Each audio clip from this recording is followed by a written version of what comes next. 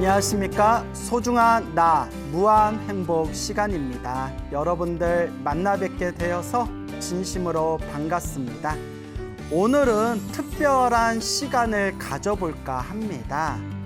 제가 평소에 우리 불자님들께 소중한 편지를 많이 받아요. 그래서 메일로 보내주신 분도 있고 또 직접 손편지를 써서 보내주시는 분들도 계시는데, 그 한 분 한 분의 편지를 다 방송에서 소개해드리고 싶었는데, 방송 사정상 또 이렇게 이야기의 흐름상 그 한 분 한 분의 소중한 편지들을 일일이 방송에서 많이 다 소개를 못 해드렸습니다. 그래서 그동안 좀 편지는 받았는데, 제가 편지 받으면 다 읽어보거든요. 워낙 우리 소중한 불자님들이 한 땀 한 땀 정성 들여서 써주신 거기 때문에 그게 편지는 다 읽어보는데, 그중에 좀 묵혀두었던 편지들이 있어요. 이걸 좀 한번 읽어드리고 싶은데 하면서도 묵혀두었던 편지를 오늘은 3편 정도 추려가지고 오늘 이번 시간에는 우리 불자님들의 소중한 그런 마음이 담긴 이렇게 편지를 읽어드리는 그런 시간 가져보도록 하겠습니다. 내용들이 참 좋아요. 그래서 여러분들 한번 천천히 그렇게 귀를 열고 경청하시면서 여러분들 불심에 큰 도움이 되었으면 합니다. 자, 첫 번째 편지입니다. 어느 보살님께서 보내주신 편지예요. 읽어보겠습니다. 광우 스님께, 광우 스님 안녕하세요.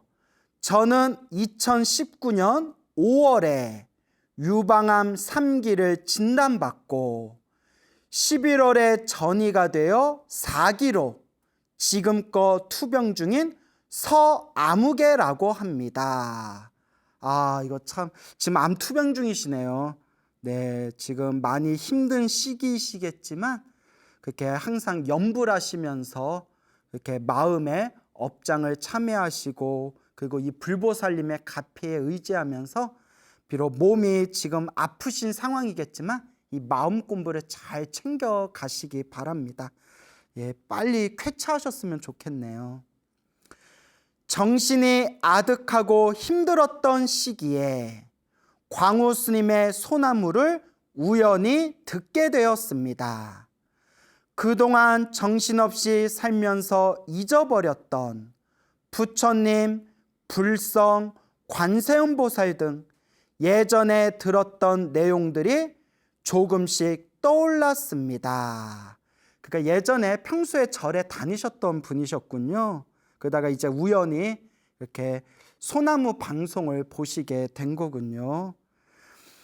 너무도 쉽게 초심자들이 불교를 접할 수 있게 재밌는 이야기로 풀어주시면서 듣다 보면 저절로 불심이 생기게 해주시는 법문에 첫 회부터 찾아 들으며 아주 큰 힘이 되었습니다. 저의 이야기가 우리 불자님께 조금이라도 힘이 되었다면 저도 진심으로 영광으로 생각합니다.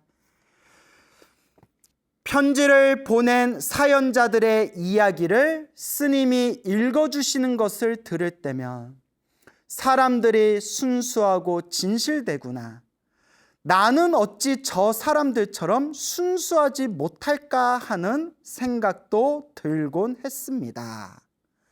저리도 순수하고 진실하니 저분들이 기도가피를 받는 것이겠지요. 저는 업장이 두터워서 그런가 너무 오랜만에 기도를 하니 마음이 집중이 잘 안 되고 아플 때면 더욱더 그런 것 같습니다. 마음에 집중이 안 되더라도 집중이 안 되면 그냥 안 되는 대로, 망상이 생기면 그냥 망상이 생기는 대로, 기도가 안 된다는 생각이 들면 기도가 안 된다는 생각이 드는구나 라고 그 마음조차도 그냥 흘려버리면서 그냥 지금 하고 있는 기도에 집중하면 됩니다. 내가 지금 관세음보살 한번 부를 때, 지장보살 한번 부를 때, 나무아미탑을 한번 부를 때, 그냥 염불 한번 할 때 내 업장이 그만큼 내 업장이 떨어져 나간다. 내가 부처님의 경전을 독경하거나 부처님의 가르침을 사경할 때 그때 하면 한 만큼 내 업장, 내 악업들이 소멸하는구나 라고 생각하면서 그냥 하면 됩니다. 예. 그래도 희망의 끈을 놓지 않고 매일매일 염불하고 있습니다. 아주 훌륭하십니다. 예, 매일매일 그저 꾸준히 우리가 그냥 밥 먹듯이, 우리가 밥 먹을 때 그냥 입맛 없고 밥맛 없어도 그래도 때가 되면 이렇게 조금이라도 챙겨 먹지 않습니까? 그런 마음으로 그냥 밥 먹듯이, 밥 먹고 나서 비타민제 챙겨 먹듯이, 그래서 나중에는 그냥 호흡하듯이, 숨 쉬듯이 그냥 그렇게 자연스럽게 자꾸 염불하고, 그 염불도 습관이 돼야 됩니다. 그냥 자꾸 닦는 수밖에 없다. 예, 아주 잘하고 계십니다. 하다 보면 마음이 하나로 모일 때가 있으리라 생각합니다. 진작에 스님 법문을 들었으면 염불의 중요성을 알고 매일매일 더 열심히 했을 텐데 하는 아쉬움이 있습니다. 염불 법문을 미리 진작에 만났으면 물론 더 좋았을 수도 있겠지만 지금이라도 만난 게 큰 복입니다. 지금이라도, 이 순간이라도 부처님 법을 늦게라도 지금 만난 게 이게 정말 큰 복입니다. 그래서 그런 말이 있지 않습니까? 늦었다 생각했던 그때가 사실 가장 좋은 때였다. 그러니까 지금 좋은 때, 인연 따라 지금 부처님 법을 만났으니 지금부터라도 잘 닦으시면 됩니다. 그 또한 저의 복이라고 생각합니다. 배천만거 난조우, 정말 맞는 말인 것 같습니다. 배천만거 난조, 배천만거, 중생의 인간의 의식으로는 헤아릴 수 없는 기나긴 시간을 백천만겁이라고 합니다.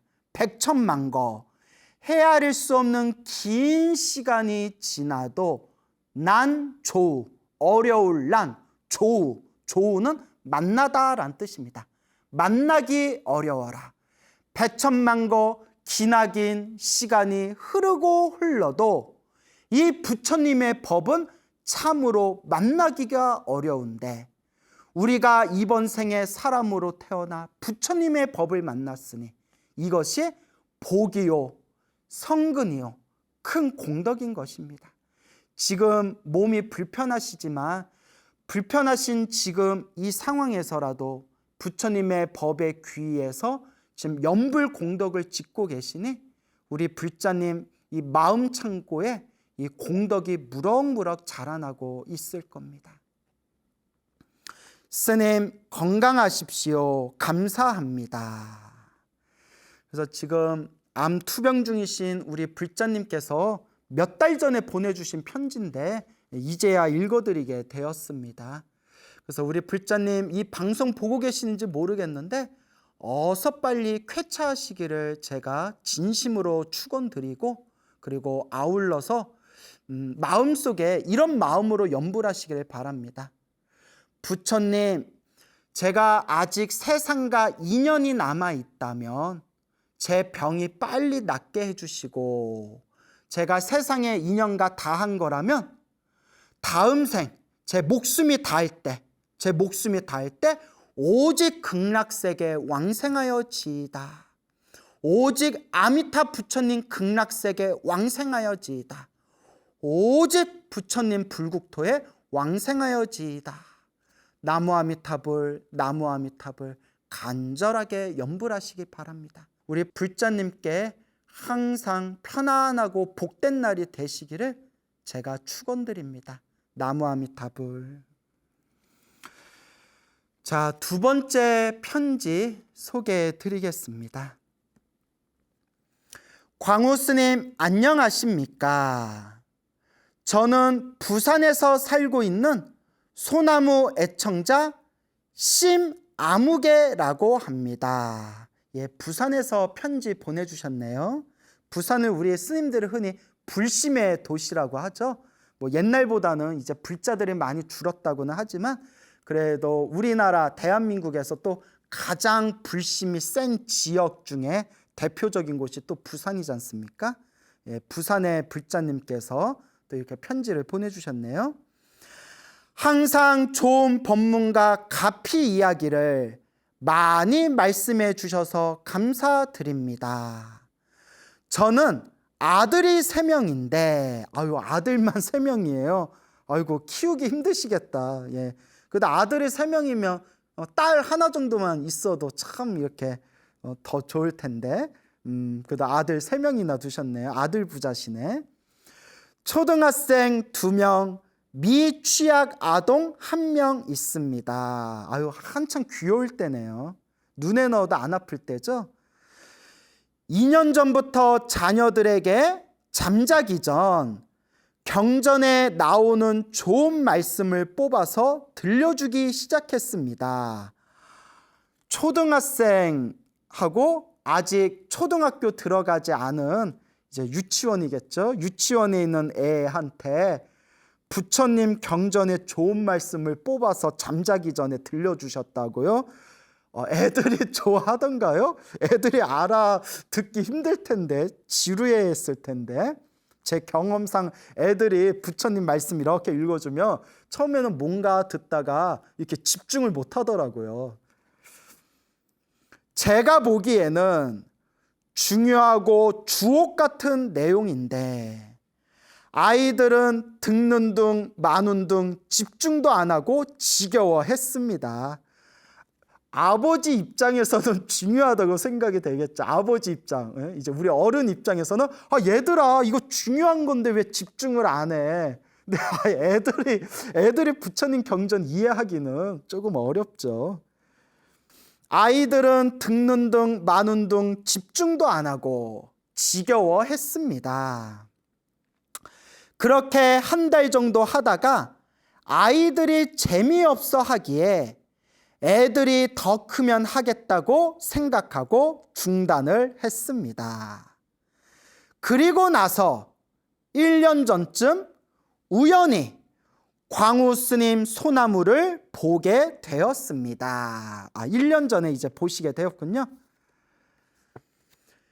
애들에게 불교설화 이야기를 해줄까 물어보니 좋다고 하길래 광우 스님께서 소개해 주신 불교설화와 가피 이야기를 들려주었습니다.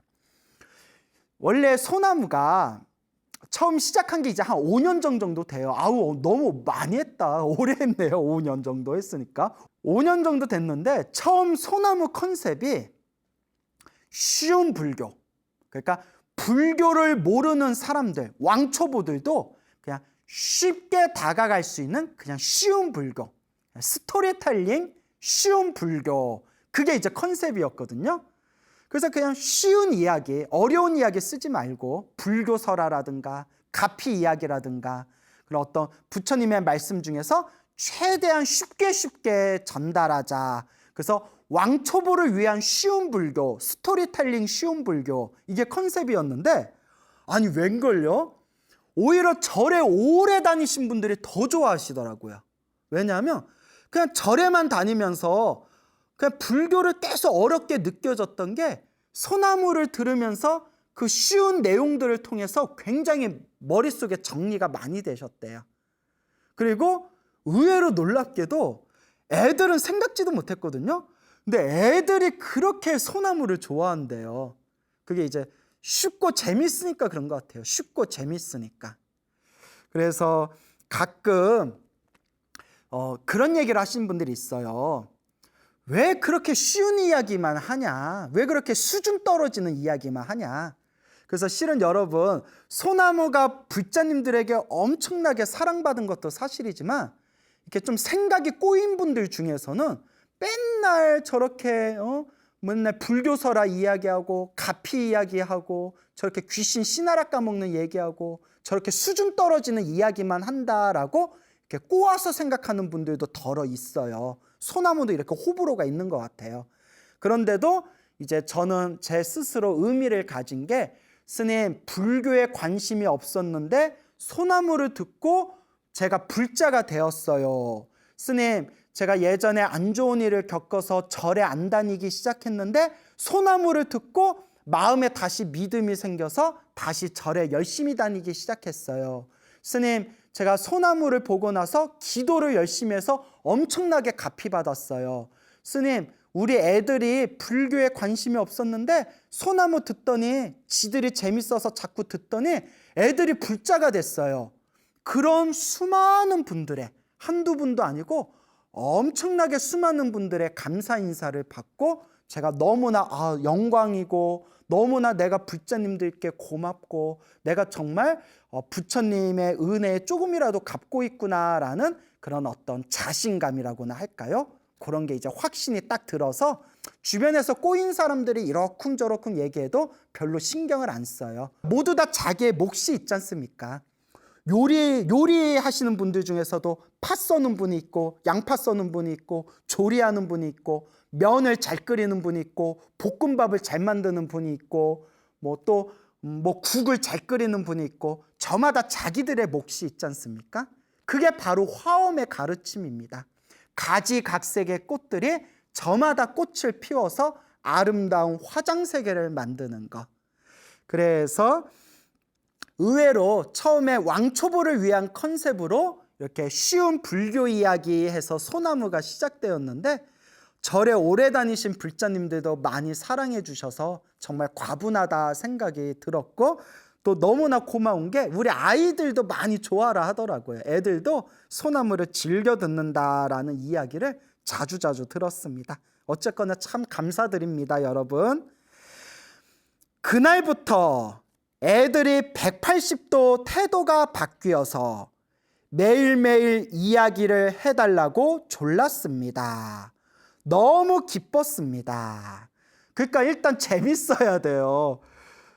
우리 젊은 청년 불자들하고 제가 청년회 하면서 대화를 많이 나눌 때 야, 청년들이 왜 이렇게 절에 안 나오는 것 같아? 근데 여러 가지 이유가 있어요. 여러 가지가 이유가 있는데 항상 애들이 대답하는 것 중에 항상 1위, 2위 순위에 올라오는 게 스님, 절에 오면 너무 어려워요 라고 이야기합니다. 스님들 법문이 너무 어려워요.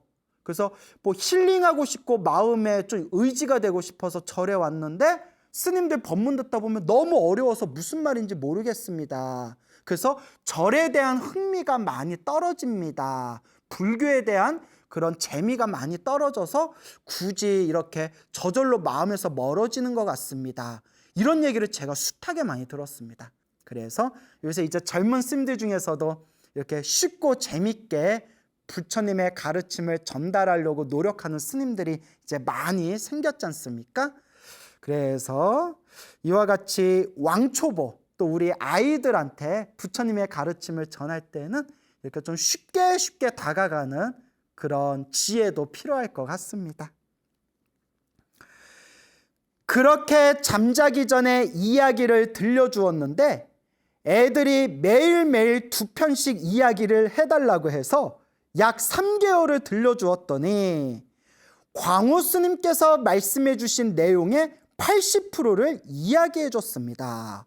우리 거사님이 완전 모범 아버지네요. 아니, 아이들이 매일매일 애들을 위해서 그 이야기 2편씩 3개월 동안 들려주었다는 거는 정말 대단한 거죠. 우리 거사님 모범 아버지십니다. 참 아이들을 정말 사랑하시는 것 같아요. 제가 직장을 다니면서 점점 이야기 찾는 것이 쉽지가 않아 불교 설화 등을 따로 검색하여 들려주다가 평일에는 애기 엄마가 동화책을 읽어주고 저는 불교 설화를 주말에만 들려주기로 했습니다. 주말에만 불교 설화 이야기해 주는 것을 아이들은 불만이 많습니다. 우리 아이들이 불심이 있다. 우리 아이들이 전생에서부터 착한 성근이 있나 봐요. 이렇게 부처님 이야기를 좋아하는 거 보니까. 그리고 광우 스님께서 방생에 관한 이야기도 많이 해주셔서 제가 방생에 대해 많은 연구도 하고 붕장어, 왕밤송이게 꿩을 사서 아이들과 직접 방생을 하기도 했습니다. 훌륭하십니다. 이렇게 복과 선업을 짓기 위해서 이렇게 스스로 노력을 하셨네요. 방생공덕이 참 뛰어나죠. 제가 소나무에서도 여러 번 얘기했지 않습니까? 그리고 기도를 열심히 해서 꿈에서 갚이 받는 신기한 이야기도 아이들이 아주 좋아합니다. 그래서 우리도 어렸을 때 전설의 고향 엄청 좋아했잖아요. 그래서 전설의 고향 할 때쯤이면 잠 안 자고 꼭 TV 앞에 붙어서 그렇게 보던 그런 기억이 납니다. 그러니까 아이들 입장에서는 이제 전설의 고향 같은 느낌이겠죠. 광우 스님 덕분에 이렇게 좋은 인연을 아이들과 나눠줄 수 있어서 너무너무 감사한 생각이 들었습니다. 저도 참 감사하게 생각합니다. 저는 평소에도 주변에 널리 소나무를 홍보하고 있습니다. 앞으로도 계속 시청하면서 팬으로서 항상 응원하겠습니다. 스님, 질문이 하나 있습니다. 어떤 분의 법문을 듣는데 방생할 때 물고기 풀어주는 것은 형식일 뿐 옛날이나 그렇게 했고 의미 없는 행동이며 대신 용왕기도만 하면 된다고 들었는데 맞는 말씀인지요? 방생을 해서 물고기 풀어주는 거는 뭐 의미가 없고 다 옛날의 형식일 뿐이고 용왕기도만 하면 된다. 누가 그렇게 얘기를 하셨나 봐요. 그래서 누가 그런 이야기를 하셨는지 모르겠는데 그분 말이 맞을 수도 있겠지만 저는 항상 경전에 근거를 두거나 혹은 경전에 안 나오는 내용은 경전을 공부하신 큰 스님들의 말씀에 근거를 둬야 된다. 저는 항상 평소에 그런 말씀을 자주 드리잖아요. 제가 알기로는 방생이 왜 훌륭하냐면 죽어가거나 죽을 수 있는 존재, 묶여있는 존재들을 살려주거나 자유롭게 풀어주는 거잖아요. 그 속에서 공덕이 생기는 거거든요. 그런데 방생의 진정한 의미는 실제로 생명의 존재를 살려주는 거, 생명의 존재들을 자유롭게 구속해서 자유롭게 풀어주는 거, 그 속에서 선업과 공덕이 쌓이게 되는 건데, 그런데 물고기 풀어주는 거는 그냥 형식적인 의미일 뿐이다 라고 이야기하시는 거는 제가 공부한 바에 의하면 방생을 잘못 이해하고 계신 분인 것 같은데요. 왜 그렇게 얘기했는지 모르겠네요. 그리고 대신 용왕기도만 하면 된다? 글쎄요. 예, 저는 아니라고 봅니다. 예, 저는 오히려 이렇게 말씀드릴게요. 제 입장에서는 용왕기도는 안 해도 돼요, 여러분. 우리는 불자잖아요. 불자는 오로지 불보살님만 의지하고 불보살님에게 기도하면 나머지 호법신장, 산신, 용왕할 것 없이 모든 호법신장들이 다 알아서 우리를 지켜줍니다. 그러니까 진정한 불자라면 산신기도, 칠성기도, 용왕기도 같은 신기도에 의지하지 마시고 항상 불보살님께 의지하면서 그렇게 마음을 닦아라 라고 말씀드리고 싶고, 방생의 진정한 의미는 생명을 살리는 게 그거에 의미가 있는 거기 때문에 당연히 죽어가는 물고기를 풀어준다거나 묶여있는 꽁들을 자유롭게 풀어주는 거, 그게 진짜 방생의 공덕이 되는 거지. 야야야 풀어줄 필요 없어, 그냥 용왕기도만 올리면 돼, 이거는 저는 옳지 않다고 봅니다. 제 개인적인 생각입니다. 하여튼 좋은 편지 보내주셔서 너무 고맙습니다. 자, 세 번째 이야기입니다. 이거 상당히 아주 감동스러운 이야기인데요. 한번 잘 들어보시기 바랍니다. 나무 아미타불 불법승 삼보에 귀의합니다. 안녕하십니까? 저는 한국 남자와 결혼한 조선족 아무개입니다. 조선족 분이시군요. 저는 나이가 50이고 3남매를 두고 있습니다. 중국 길림성에 있는 시골에서 자랐습니다. 저는 어렸을 때부터 부모님 속 한번 안 태우고 착하게 컸습니다. 어렸을 때부터 심성이 착한 분이었나 봐요. 1990년대 한국과 수교를 맺고 저희 부모님과 다른 분들도 한국에 돈 벌려고 나오려다 사기를 당해서 빚을 많이 졌습니다. 아이고 어쩌나. 우리 이 세상에서 이 사기꾼들이 좀 싹 다 사라졌으면 좋겠어요. 정말 이 스님으로서 이런 얘기하면 안 되는데 이 쓰레기들, 남 뒤통수 치고 남의 피눈물로 먹고 사는 이 사기꾼들, 이 쓰레기들, 그 업보를 어찌하려고 그럴까요? 나무아미타불. 이 세상의 고통이 사라지기를 바라지만 이 세상은 사바세계, 참아야만 살 수 있는 세계인 것 같다. 한국에 돈 벌려고 나오려다 사기를 당해서 빚을 많이 졌습니다. 그래서 저희 부모님은 고향에도 못 가고 타지에서 식당을 했습니다. 식당 장사는 잘 되었지만 부모님 두 분이 자주 싸웠습니다. 저는 그곳에서 벗어나고 싶었습니다. 때마침 한국에 살고 있는 남편이 중국에 왔다가 2년이 되어 결혼을 했습니다. 남편이 성실한 것 같았습니다. 결혼 2년까지는 착실하게 살다가 애들을 낳으면서 조금씩 술도 늘더니 1997년에 사업이 부도가 났습니다. 아유 어쩌나. 예. 이때가 이제 IMF 시기 때였죠, 우리나라. 그래서 이때부터 집안이 크게 기울기 시작했나 보군요. 아이고 안타깝습니다. 큰 빚을 지고 남편 고향으로 내려와서 시어머님과 같이 살게 되었습니다. 시어머님도 술을 좋아했는데 술을 드시면 입에 담지도 못할 욕설을 퍼붓고 아이들에게도 함부로 대했습니다. 이상하게 우리 중생대 팔자가 설상가상이라고 뭐가 일이 꼬이면 막 걷잡을 수도 없이 자꾸 나쁜 일이 생길 때가 있어요.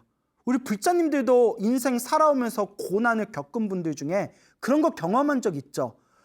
요거 고개 하나 넘길만 하면 막 연달아서 막 비가 퍼붓고 눈이 내리고 서리가 끼고 안 좋은 일이 생길 때 연달아서 마치 도미노처럼 사람을 정말 쥐어짜듯이 그런 좋지 못한 상황들이 막 펼쳐질 때가 있습니다. 그때 필요한 게 사실 기도거든요. 그때 우리가 간절한 기도로 업장참회를 하면서 그 고비를 이겨내야 되는 겁니다. 근데 참 쉽지가 않죠. 쉽지가 않지만 그렇게 우리가 닦아나가야 되는 겁니다. 저는 식당에 일을 다녔습니다. 애들 키울 형편이 되지 않아서 할 수 없이 중국 친정집에 애들을 맡기러 갔다가 한국으로 돌아오는 길에 교통사고가 났습니다. 남편도 있고 시어머니도 계시는데 오죽하면 애들 키울 형편이 안 돼서 중국 친정집에다가 애들을 맡겼겠어요. 그때 어머니로서의 가슴이 얼마나 찢어졌겠어요. 그런데 너무나 제가 답답하고 가슴이 아픈 일이 안 풀리려니까 계속 이런 거예요. 한국으로 돌아오는 길에 큰 교통사고를 당하게 됩니다. 참 정말 미치고 팔짝 뜰 일이죠. 택시가 화물차 뒷바퀴에 부딪혀서 도로 위에서 3-4바퀴를 돌았어요. 안경도 어디로 날아가고 무엇이 뜨뜻미진한 것이 내려오는데 이마가 쫙 찢어져서 왼쪽 눈썹 쪽에 밀려와 있더라고요. 이렇게 이마가 찢어져서 이렇게 눈썹 위에 이렇게 이제 살이 이렇게 밀려 내려왔나 봐요. 그럼 피도 엄청 나왔을 거예요. 정말 큰일 날 뻔했네요. 중국은 그때 119 같은 것이 없었어요. 길에 지나는 차도 없고 이러다 과다출혈로 죽겠구나라는 생각도 했습니다. 얼마나 무서웠을까요? 얼마나. 결국 병원에 갔는데 다행이네요. 그래도 구출돼서 병원에 가셨군요. 요추 3번이 골절되었습니다. 결국 중국 친정집에서 3개월 정도 몸 추스리고 한국에 와서 식당 일을 계속했습니다. 아, 진짜 인생사 너무 괴롭다. 요추 3번이 골절됐는데 3개월 겨우 몸 추스리고 한국으로 돌아온 뒤에 식당 일을 계속 하시는 거예요. 아, 진짜 참 우리 중생들 사는 거 보면 말 못할 사정으로 힘들고 괴로운 분들 정말 주변에 많을 것 같아요. 얼마나 아프셨을까. 어깨도 아프고 허리의 통증 때문에 밤에 잠자기조차 무서웠어요. 아침에 일어날 수가 없었습니다. 남편은 도박에 빠져 집에 안 들어올 때가 많았습니다. 이혼하고 싶었지만 애를 보고 꾹 참고 살았습니다. 불교에 대해서는 전혀 모르고 동네 작은 암자 비구니 스님께 점 보러 가면 부처님 앞에 공양 올리고는 했습니다. 불교에 대해서는 전혀 모르지만 뭔가 답답하니까 무엇에라도 막 의지하고 싶고 지푸라기라도 쥐고 싶은 심정에 아마 동네에 있는 어디 절에 갔겠죠. 그래서 비구니 스님께 너무 답답하니까 이제 점을 받나 봐요. 근데 여러분 꼭 명심하시기 바랍니다. 제가 역술하시는 분들, 점 보시고 역술하신 분들을 이렇게 제가 존중을 합니다. 존중을 하는데 그냥 부처님 경전을 공부한 스님 입장에서 여러분 점이나 사주팔자는 아무런 도움이 되지 않습니다. 제가 수백 명의 신도들과 상담을 하고 개 중에 오만 유명한 점집 다닌 신도들 얼마나 많겠어요. 제가 별의별 얘기 다 들었어요. 제 얘기가 아니라 그분들 얘기조차도 백날 너무 답답해서 백날 점 보러 다녀도 아무런 효험이 없더래요. 심지어 제가 이런 얘기 들었어요. 차라리 그동안 점 보러 다녔던 그 돈 모아놨으면 서울은 아니고 지방에 조그만 건물 하나는 올렸을 거라고, 조그만 집 하나는 샀을 거래요. 그런 얘기까지 들었습니다. 결론은 소나무 팬들은 이미 다 아실 거예요. 기도하고 복짓고 마음을 잘 닦는 것, 오로지 이게 핵심입니다. 백날 점 봐도 내 운명이 바뀌지 않습니다, 여러분. 집 이사를 하고부터 안 좋은 일들이 자꾸 생겼습니다. 2009년 어깨 수술, 2013년 큰아들 목욕탕에서 넘어져서 오른쪽 광대뼈 골절 수술, 2013년 자궁 난소혹 수술, 2016년 허리 디스크 수술, 2017년 접촉사고, 그리고 남편은 도박으로 큰 돈을 잃었습니다. 나는 참 착하게 살았다고 생각하는데 왜 자꾸 이런 안 좋은 일이 생길까? 우연히 광우 스님 소나무를 보게 되었어요. 그때 제가 알게 되었지요. 제가 아이를 2번 지웠습니다. 아이고. 그때 어려운 살림에 애를 낳을 자신이 없었습니다. 제가 큰 살생의 업보를 지었습니다. 불교에서는 낙태도 사람을 죽인 업이라고 나옵니다. 경전에도. 그래서 불교에서도 낙태를 아주 무거운 업으로 보고 있거든요. 그래서 이 업을 혹시라도 여러분들 중에 실수로 낙태 그런 업이 있으신 분들은 정말 피눈물 흘리는 마음으로 정말 이 업장을 이번 생에 잘 닦으셔야 됩니다. 참 어려운 이야기네요. 이런 큰 죄업이 있는데도 전생에 쌓은 복덕이 있었는지 광우 스님 법문을 듣게 되어 모든 것이 자업자득, 인과응보를 믿게 됐습니다. 내가 지은 업을 내가 받는 거구나. 이 인연법, 이 인과업보의 가르침을 믿게 되었다고 합니다. 정말 대단한 겁니다.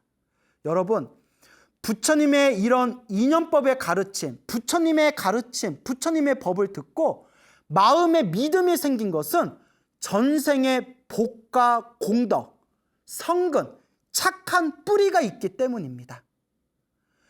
아무리 좋은 이야기를 해줘도 업장이 두꺼운 사람들은 아무리 부처님 좋은 이야기를 해줘도 꼬아서 생각을 해요. 꼬아요. 실제로 우리 스님들, 좋은 법문하시는 스님들 밑에 댓글 보면 5만 가지 악성 댓글들이 많아요.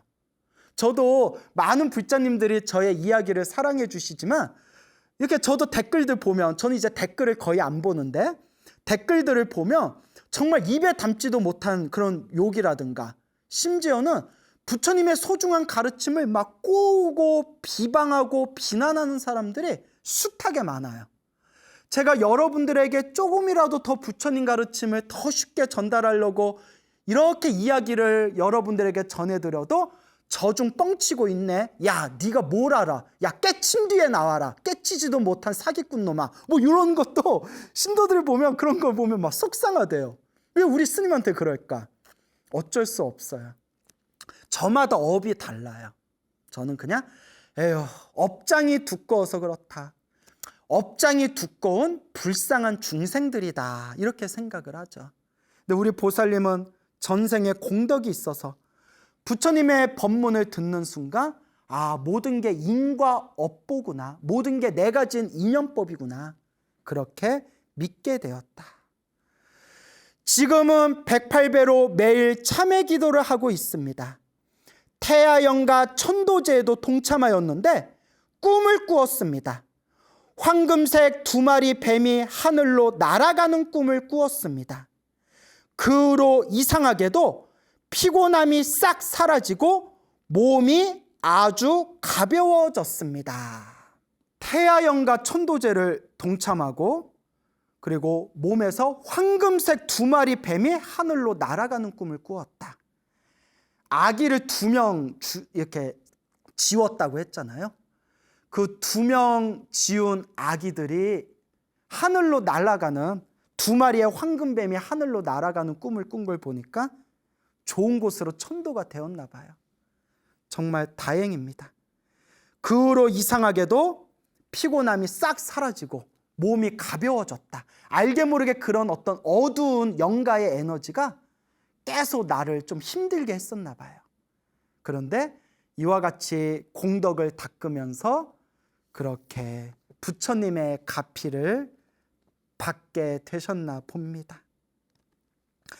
그리고 가장 기쁜 것은 무량수 열애의 자항법사님께 아미타불 연불의 가르침을 배우게 되었습니다. 아이고 훌륭하십니다. 그 무량수 열애회라는 그런 단체가 있어요. 제가 소나무에서도 몇 번 소개를 드렸는데 이 무량수 열애에 여기에 이제 지도 법사로 활동하고 계시는 그런 자항거사님이라고 계세요. 이제 김성우 거사님이시죠.